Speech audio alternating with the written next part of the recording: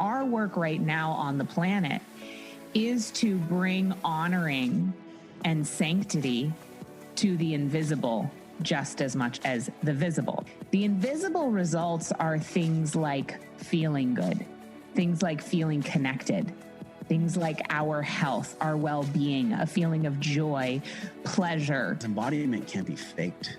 Once you're in an open state where you actually can see through a clear lens, you know, you're not clouded by fear, you're not clouded by the amygdala, you're not clouded by society's news and all the fear-based stuff, and you're just with you.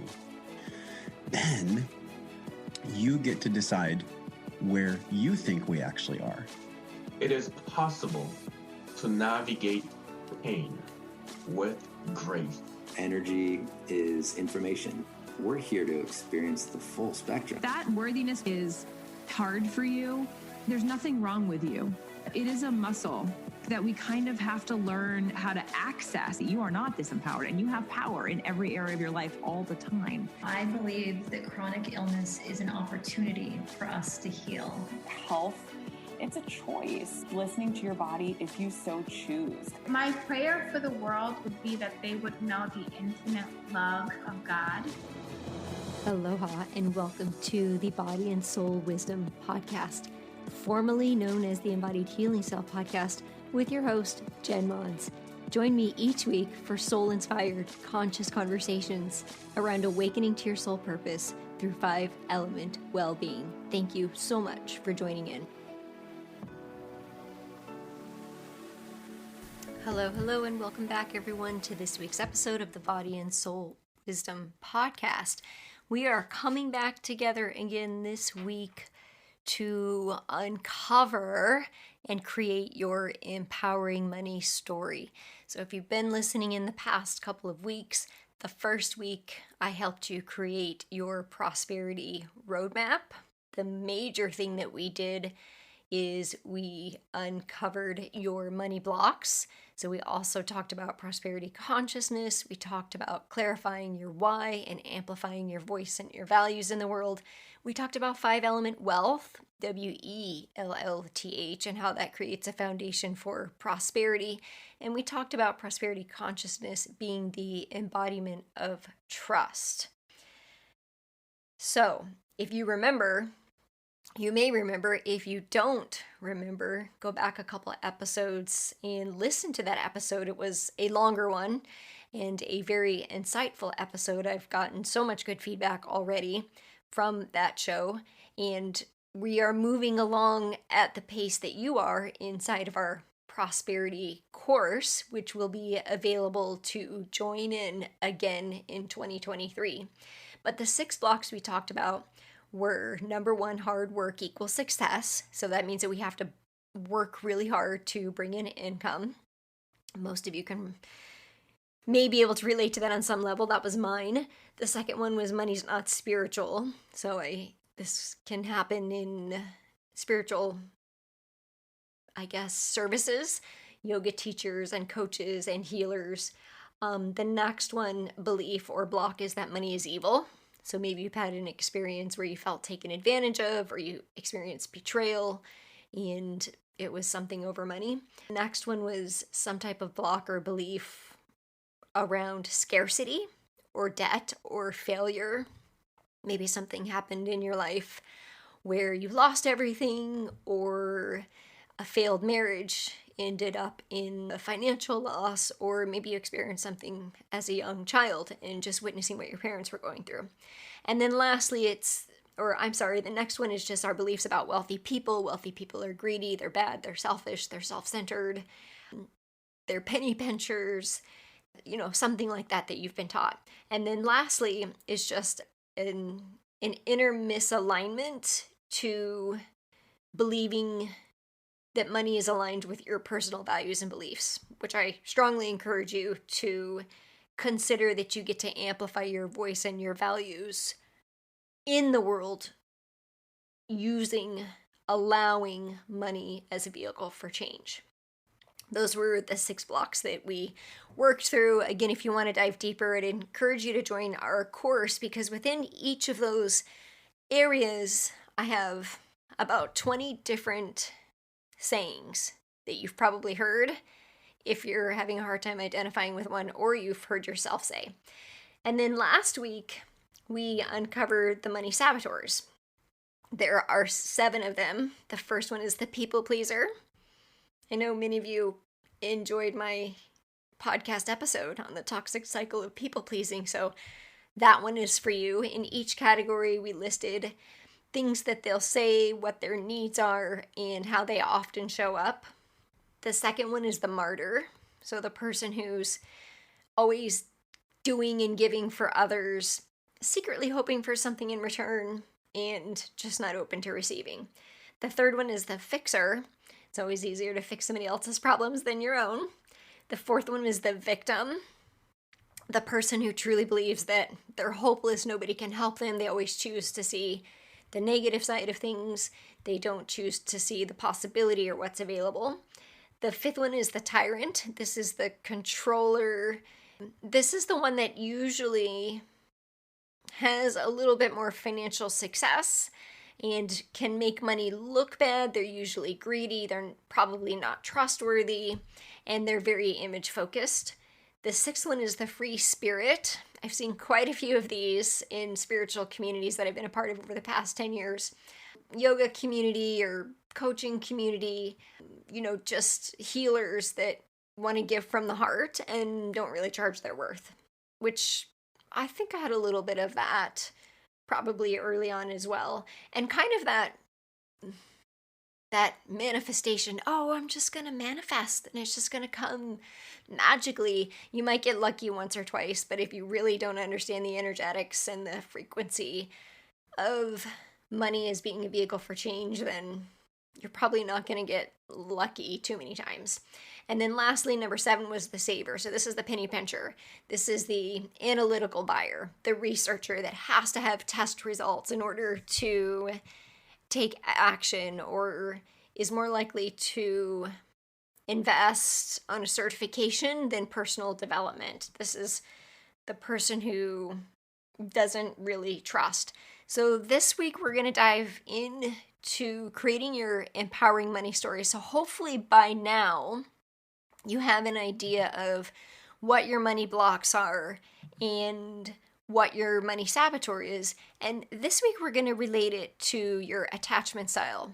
Many of you are probably familiar with this theory from Mary Ainsworth, I believe is how you pronounce it. There's might be a couple of different attachment style theories. This is the one I related to particularly. In considering just how attachment styles might relate to how we choose to use money in our lives. So, now that you've identified your money saboteur, it's time to get clear on how this is showing up in your life. Hopefully you're inspired to take a look at your finances and ask yourself, is my credit card and my schedule aligned with my values? That's a good place to start, because time and money are where your values are. So is that reflecting what you say your values are? And I can remember in 2018, I shared with you on the first podcast episode, was really it was the first time I hired a business coach and a money mindset coach. I was shifting from coaching to being a business owner. And I didn't really think I had issues with money. And what inspired me to create this course, as I shared with most of you, was really losing everything in my business on a failed business partnership and almost walking away from it, and then seeing the gift through understanding scarcity, because I had never really understood scarcity before, that allowed me to create this course. So I can remember at that time uncovering the unhealthy aspects of my relationship to money, and then also noticing the other areas of my life that this feeling was showing up in. And when we can understand it and see it, when we can witness it, and we choose to continue witnessing it, like when it shows up, then we can choose to redirect that and create a new empowering money story. And so what we're going to go through today that can be super helpful is identifying your behavior. And your behavior and your patterns usually come through your basic needs. And one of the ways that we're going to understand it for the purposes of what we're moving through over the next few weeks is through attachment style theory. So there's 4 primary basic needs that we can understand from what I have learned through compassionate communication. And the 4 needs are a need for safety, which is usually when we feel unsafe or we need to control, a need to be loved, or the belief that we're only loved when. So you can see the need for safety is probably going to be the tyrant because they're very controlling. The need to be loved is probably going to be the people pleaser. The need for support, the one that feels helpless, is probably going to be the victim. The need to be good enough to be seen, heard, or appreciated could be the people pleaser, could be the martyr. So that one can go hand in hand, either the need to be loved or good enough. So basic needs, need for safety, need to be loved, need to be supported, or the need to feel good enough.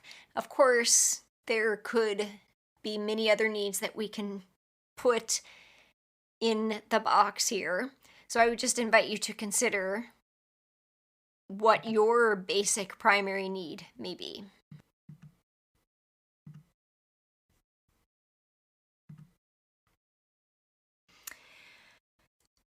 Understanding your attachment style helps you to understand how you respond in your needs and the way that you relate to the world. We're constantly in a co-creation and relationship with everything in life, including money, love, our health, our body, our emotions, our coworkers, the planet, everything in our life we're in a co-creation with. The attachment style theory, what I share in my group is from Mary Ainsworth, where it brings awareness to our relationships with people and how we create attachment styles from an early age. Bringing awareness to our attachment style can help us navigate decision-making patterns and develop healthy relationships in our lives. We can use the attachment style theory as it relates to money. So the 4 attachment styles that, for the purposes of this course that we're going to go through, and I'm going to drop the link in the show notes so that you can discover more of this, or you can expand on it. Maybe you've learned an expanded version of the attachment style theory, is secure, insecure, which can also be avoidant, dismissive, anxious, and disorganized.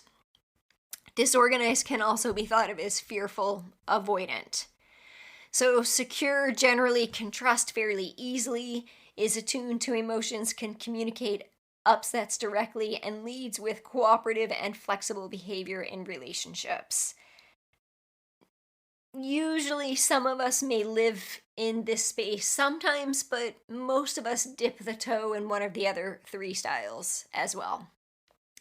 Anxious has a sensitive nervous system, struggles with communicating directly and clearly, tends to act out when triggered.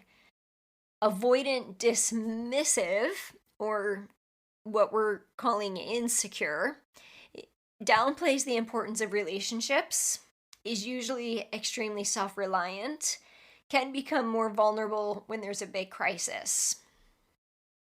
Avoidant fearful, also sometimes referred to as disorganized, can appear to be more dependent in relationships than the avoidant dismissive because they're a little bit more fearful. They strongly fear rejection. They have lower self-esteem and high anxiety in relationships. So if this is new to you, I would encourage you to dive a little bit deeper into this, because this can really help you with different relationships in your life. And for the purposes of this course, we're going to explore how it affects our relationship with money. So the secure attachment style feels confident and secure. They're able to form healthy relationships. They feel unconditionally loved. They feel safe and their needs are met. They're able to seek and communicate and receive support.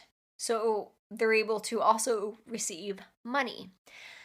They appear confident and empowered in decision making. So they make clear decisions. They don't sit in indecision. They don't have buyer's remorse. They make a decision and they feel good about it. They don't question or have regrets. They invest in themselves, so they would be conscious investors and not unconscious spenders. They are centered, grounded, their needs are met. They're able to make requests for their needs.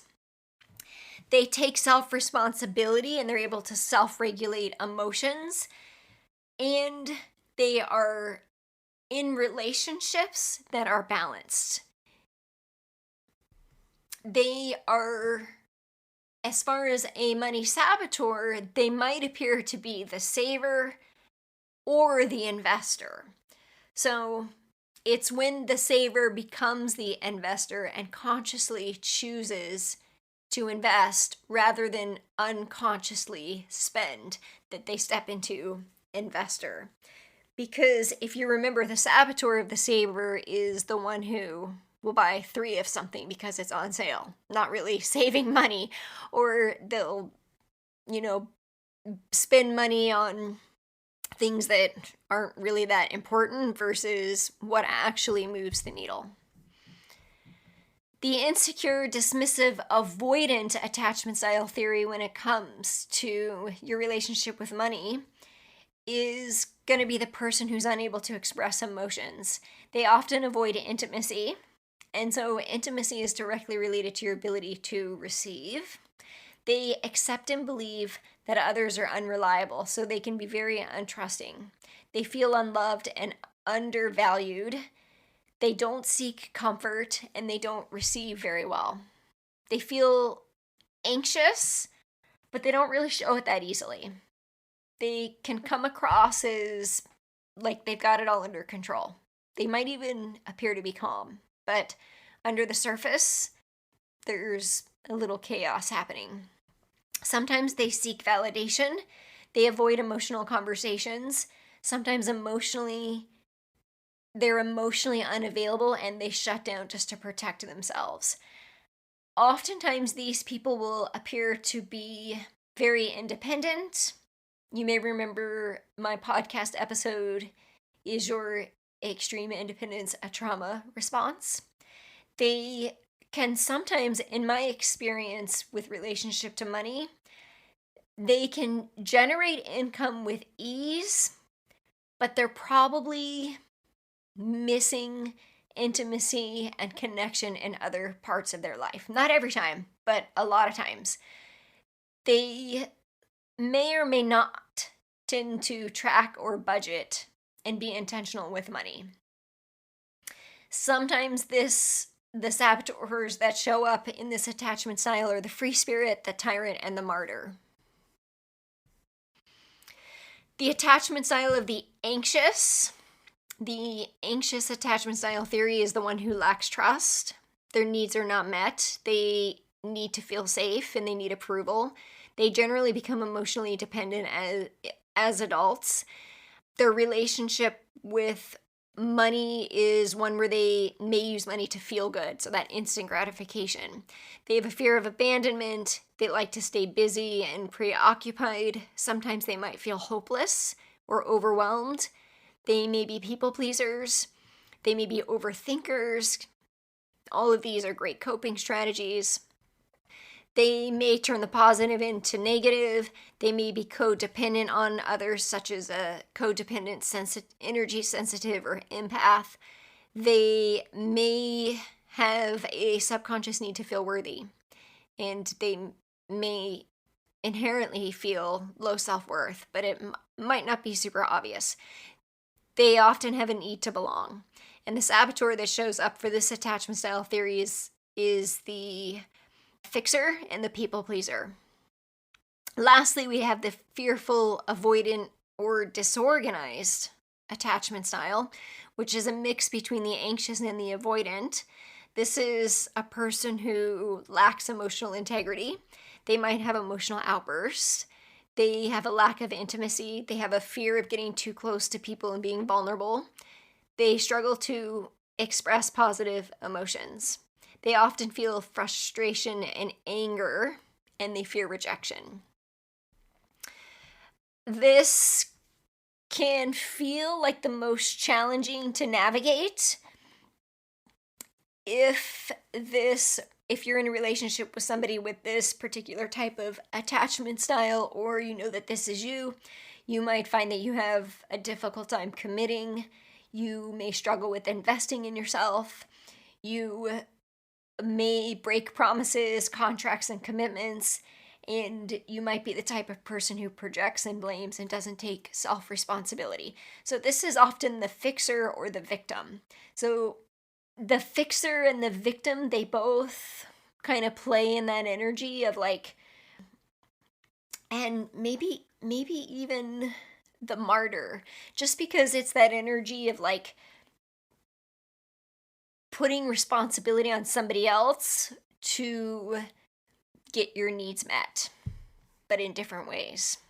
So when it comes to your money origin story and your money saboteur, I want to invite you to think with these attachment styles, which one can you relate to? And which underlying need do you notice comes up for you? So the attachment styles are the secure, the insecure or avoidant dismissive, the anxious, and the disorganized, the fearful avoidant. And the 4 basic needs are the need for safety, the need to be loved, unconditionally loved, I think we should put that in there, the need for support, or the need to be good enough.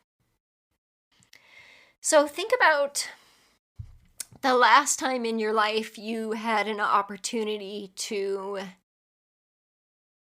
take action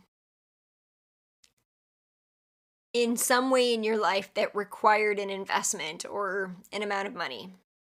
Maybe it was a vacation, maybe it was a new car, maybe it was a dress for a girls' night out, maybe it was your children's education, maybe it was some self-care, maybe it was a holistic doctor versus conventional.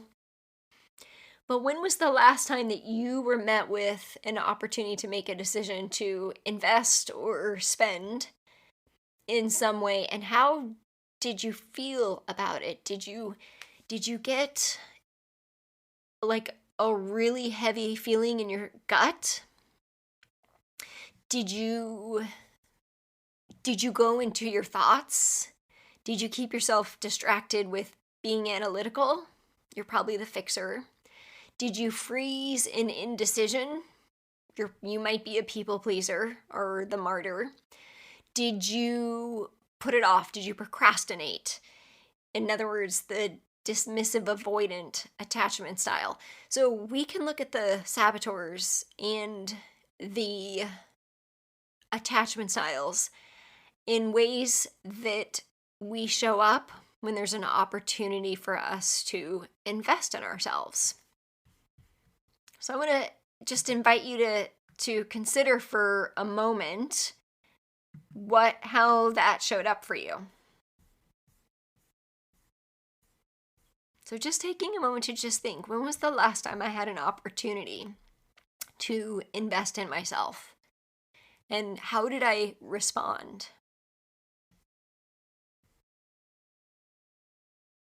So one of the tools I've talked about throughout my podcast program every now and then is a tool that I love to share with people in my community and that I have used, which I call compassionate communication, but is really nonviolent communication. We'll put that link in the show notes as well. There's a 4-step process, and that process is stating the facts,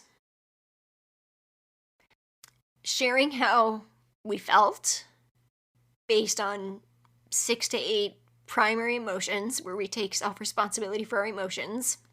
You can check out the Gloria Wilcox Emotions Wheel for help on that. And then understanding our needs. So if you go to the NVC website, you will find the feelings and needs list. So stating the facts, how it made us feel, what our needs were, and then make a request. And we can do that when it comes to making financial decisions because it's an empowering way to make decisions.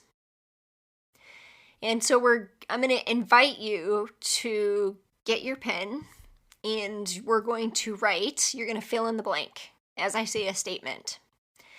Based on my money origin story and the pattern I recognize through my money saboteur. So remember those money blocks and the saboteur and my attachment style. So hopefully you have some clarity or understanding of kind of where this is showing up for you. The need that was not met is blank. That's the important part, is understanding that we create survivor strategies to get our needs met because our needs have not been met.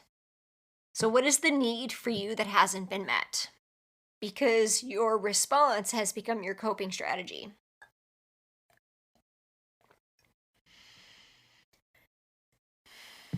The next sentence is, since then I recognize I've adapted and created the survivor strategy or attachment style of blank. So think about your attachment style as it relates to money. Do you avoid making major decisions? Do you get overwhelmed when making major decisions or any decision to invest or spend, like it's time to buy a new car or it's time to pay for maintenance on your car? How do you respond? Your child wants to switch schools and go to private school. And how do you respond? You haven't taken a vacation in a year and it's time to look at taking a vacation. Or you get invited to do something. You get an invitation for support or to collaborate. Do you freeze up? Are you indecisive? So my attachment style is blank, and that makes me feel blank. So how do you feel about the fact that you've been avoiding something that you know is going to be good for you? You believe it's too expensive to have that annual yoga membership or gym membership or to invest in a nutritionist to change your eating habits or to invest in a coach that's going to help you change your life or to go on that vacation that's like a once-in-a-lifetime opportunity. How does it make you feel that you've been missing out on those things because of your attachment style? And what is it keeping you from doing? I recognize it's keeping me from blank, which is costing me to stay where I am. So that's what we have to get super clear about, is when we say no, we kind of have to start to do this cost analysis of like what you're giving up to stay where you are is so much more valuable than staying where you are. So think about that for a moment. And sometimes in the end, you end up spending more money trying to get a need met that could have been met if you had taken aligned action earlier on. The next sentence I want you to fill in the blank is, what I want is blank, and the step I'm willing to take is blank. So what do you want to change? And what step are you willing to take? You don't have to know the results. The results are the journey. You don't have to have a guarantee. You don't have to have something validate you. That's what embodied trust is. That's how we get to prosperity. What's just the next step you're willing to take?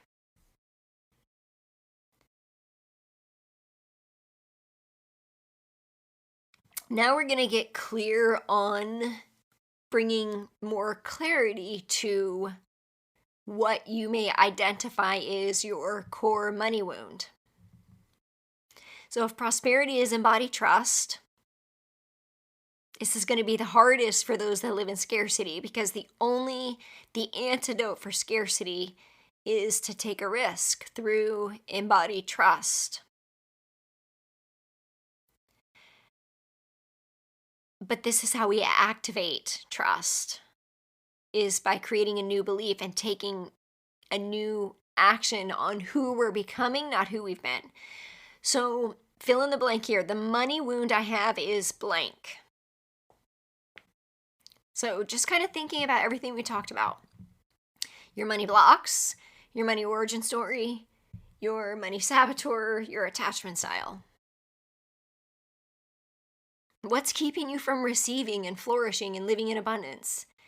Are you avoidant and too much of a free spirit? Are you hustling and overworking so much that you're not aligned? You're not doing all the right things in your business? Or you're not letting love into your life? You're working so hard you don't even have time to welcome in your soulmate? Or you're not taking care of your health? This money wound, whatever you come up with, is going to give you clarity on what you don't want in your life. That's how we transmute the wound into the gift. I talk a lot about leading from your gifts, not your wounds. So the clarity I have, fill in the blank here, the clarity I have around what I don't want and what doesn't work for me is this. So for me, it's the former perfectionist, overachiever, high performer, that actually the most financially abundant years that I have had have been when I have been completely embodied and aligned energetically with clarity to what mattered most. It wasn't in the number of hours that I worked or how hard I worked. A lot of times my quote hard work and the hours I put in were honestly a kind of a waste of time. Not really a waste, but like a misuse, because I wasn't aligned. So some of you might relate to that. That's just my story. You have your story. Now that I know what doesn't work for me, I'm clear that what I don't want is this, and I'm clear that what I do want, or I do want to change, is this. So if you're somebody who lives in scarcity and lack of trust, you need external validation, you have to go ask all your girlfriends, like, you have to get their validation before you say yes to yourself for something, or you have to even get your husband's permission. Now, I know that obviously if you're in a partnership, in a marriage, this should be something that you're talking about. And I would encourage you to be empowered in your requests and share the value of what something means to you if you're choosing to invest in something. So I'm clear on that what I want is this. Do you want time freedom, financial freedom? Do you want to not worry about money anymore? Do you want to be able to trust people? Do you want to be able to feel fulfilled in both your career and your marriage? Do you want to welcome love into your life? Do you want to open up to receiving more support? Do you want to open up to more time freedom?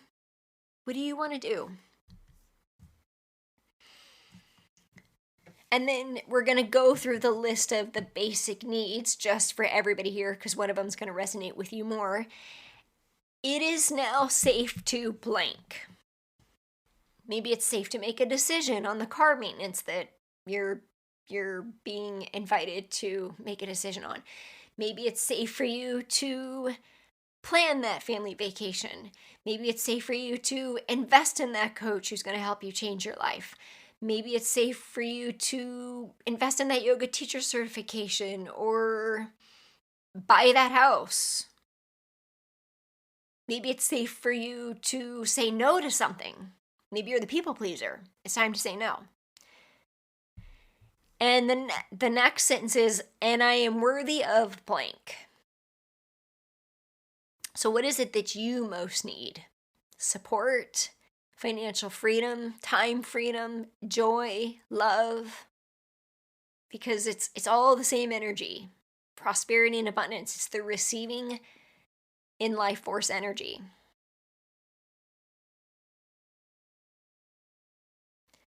And then for those that struggle with knowing that they're lovable, filling in the blank around this, I am lovable, loving, and loved, and therefore I can invest in myself and my life by blank. This could be time with others. Time is a resource that we can invest. It could be healthier foods. It could be a teacher. It could be a vacation. What are you willing and able to invest in because you know that you're worthy of it? Fill in the blank for this next one. This is the one that is for those that can sometimes feel hopeless. I believe in opportunity and possibility, which means I believe blank about money. I believe there's an abundance. I believe it's available to me. I believe that whatever I want can flow to me. I am ready and able to receive unexpectedly.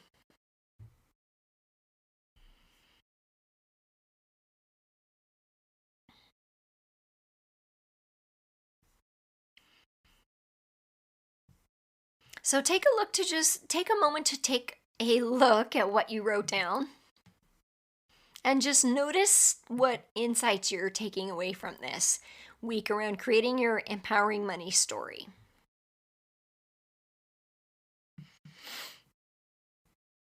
And if it's new for you to understand emotions and needs, I would invite you to dig a little deeper in that, because it's a really powerful tool when we start to understand how we respond. Because a lot of times what I've discovered is most people don't know what their needs are. And a lot of times we're using incorrect statements around emotions. We're blaming somebody else for how we feel, which doesn't take ownership for how we feel. We can't shift something we don't have ownership over. If we're blaming other people, if we're saying we're disappointed because you did this, well, that's not a true emotion, because that places expectation on someone else. In order to create our money empowering story, we've now created awareness around our blocks, our saboteurs, our attachment style. We've listed possible beliefs around the basic needs. We've listed beliefs around what might be possible, that we're willing to believe in opportunities if we feel safe, around our worthiness, around our ability to be loved. And so how we shift this, once we bring awareness to it, there's a 4-step process. We bring awareness to it. We accept and we do this for any type of belief, but we come into acceptance for the stories, the people that have been a part of creating those original blocks and stories. You may remember last week, one of the journal prompts is, who am I willing to forgive for the beliefs that have been created? So we go from awareness to acceptance, which is where the shift begins to occur, because we're not avoiding it, we're transmuting it. We're in acceptance of where we are and the experiences that brought us here. And then we create a new empowering belief that we want to believe. And I love to do this through the reticular activating system. We can create a journal prompt such as, I wonder what it'll be like when I feel safe in my decision making around money. Or what's it going to feel like when 6 months from now I'm looking back at the person who invested in herself? What's it going to feel like when I take that leap of faith and invest in myself to get to that next level of expansion? So recognizing what you think and feel and what you've believed around money, and the people who contributed to those beliefs, the feelings that you were feeling, and accepting them without judging them, without making them wrong, helps to shift them. We don't blame, we take responsibility for the coping strategies that we've created. And so I'm going to invite you to put this statement down in your paper. My old belief around money, that blank, has served me to my highest good. I honor it for its experiences, the people, places, and things that brought me there. And I'm now ready to shift. So my old money belief was blank. It's helped me grow and gain clarity on what I'm ready for. I now consciously choose to discover and align to a new perspective and a new belief. And this is my new, chosen, empowering belief. If you need to dig a little bit deeper, if it feels really hard to let go, then make a list of your old money story, the lessons you learned, the gratitude you can have for the lessons you learned, how the lessons have helped you. I shared my story with you. I never ever wanted to talk about money. And at the same time, I also noticed that every time I witness women in decision making, the two excuses they come up with is I don't have the money or the time. And I believe we are the source of money and time. So I believe that we get to choose how that energy works for us. So what we really mean to say is it's not aligned with my values at this time, or it's not a priority for me at this time. Because that's what you're really saying. And I went through my own difficult, challenging story of betrayal where, after having 10 years of a thriving coaching business, entered a very unhealthy co-creation business relationship that then took me into scarcity. And that was how I was able to create this. So I am grateful for that experience because it was an investment in myself. It was an investment in how much I believe in myself to offer this service. And it gave me the gift of this course to share with others. I would have never been able to create this had I not endured that challenging time. And I had already had the health crisis. So I had already really mastered health and integrative living emotionally, mentally, and physically and spiritually. So the financial piece was something I never really thought about until I had that experience, which is now the fifth element to well-being because it creates choice and freedom. So just notice what's shifted in your perception around money. My old belief was this. My new chosen belief is this.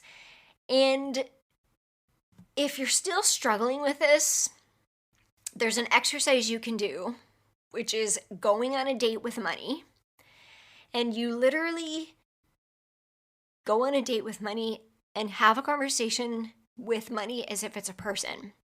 You can tell them that you felt rejected or abandoned or misunderstood, that it wasn't there for you when you needed it.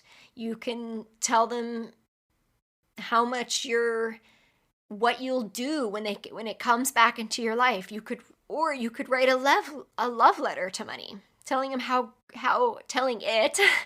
grateful you are. It might sound crazy, but it's just an energy. It's a relationship, because what it's really telling you is how you're responding to your situation. And if this is something that you want to heal, if you want to feel true freedom around it, whether it actually changes your financial income or abundance or not, it's going to shift your relationship, which is going to create an expansion and allow more into your life. It's going to allow more abundance in different ways into your life. You could also write a completion letter to money. We've done this before with like mother and father woundings. A completion letter is blaming, first of all. Blaming and forgiving money for not being there. Maybe you had to grow up on food stamps, or you couldn't, be a dancer as a little kid because your parents couldn't pay for it. You couldn't do what you wanted to do. The second thing is you write the thank you. Thank you for being there when. Because there have been times that it has shown up, I'm sure. The third is you write an apology. I'm sorry for not appreciating you. I'm sorry for not managing you. I'm sorry for not paying attention to you. I'm sorry for making a mistake or spending unconsciously. You create a new boundary, what you're willing to be available for and not. So for me in my life, when I went through that challenging area around my business, I'm no longer available for a particular type of energy, a particular type of person, which happened to be a narcissistic energy, but I'm just no longer available really for business partnership. I'm no longer available for trusting others more than I do myself, which, I mean, sounds easier said than done. And then the fifth thing would be moving forward. I choose this. That would be your completion letter. So if you've listened to the podcast before, you've probably done that with mom and dad, but we can do that with money as well. One of those three options for the money date, either being angry at them, writing them a love letter, or a completion letter is something that you can do. So a couple of bonus journal prompts you could go through this week is the invitation to just really ask yourself, like, what is my relationship with money? Is it healthy? Can I trust it? Is there still scarcity? What mistakes have I made that I'm ready to forgive? I've had a couple of clients that have had a little bit of trauma around hiring other coaches, and they've had really bad experiences and they felt taken advantage of for a lot of money, and they've had to forgive themselves for a debt that it created or for not showing up in a course that they invested in. I've had a couple of those things happen.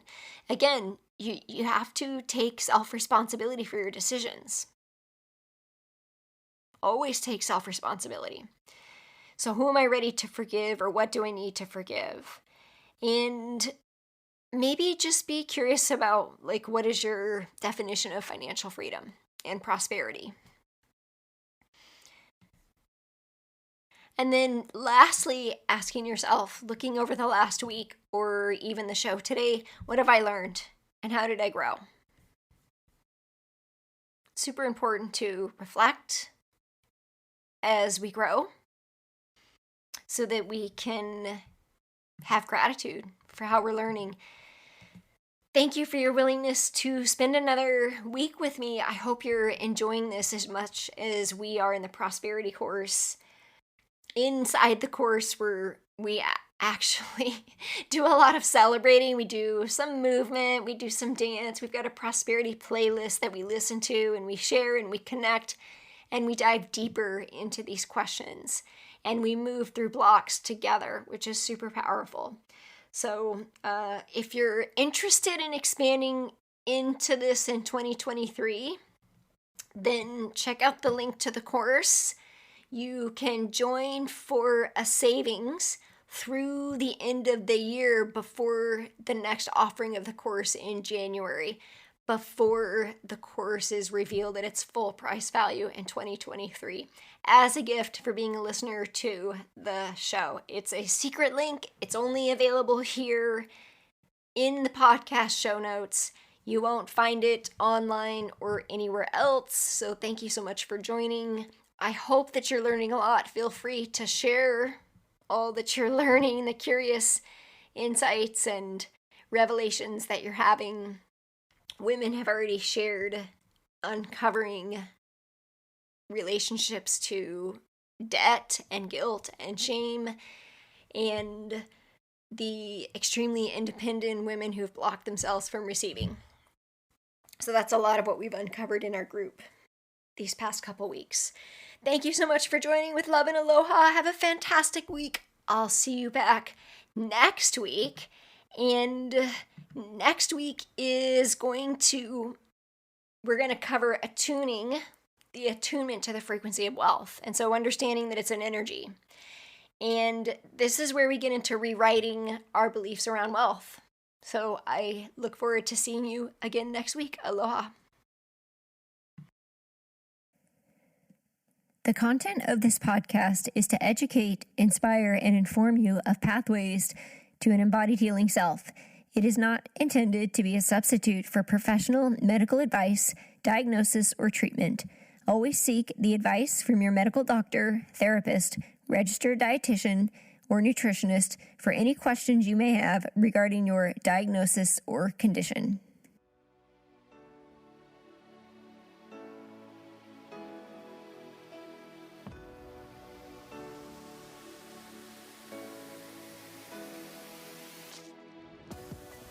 Hello, friends, and thank you so much for joining again each week on the Body and Soul Wisdom Podcast, formerly the Embodied Healing Self Podcast.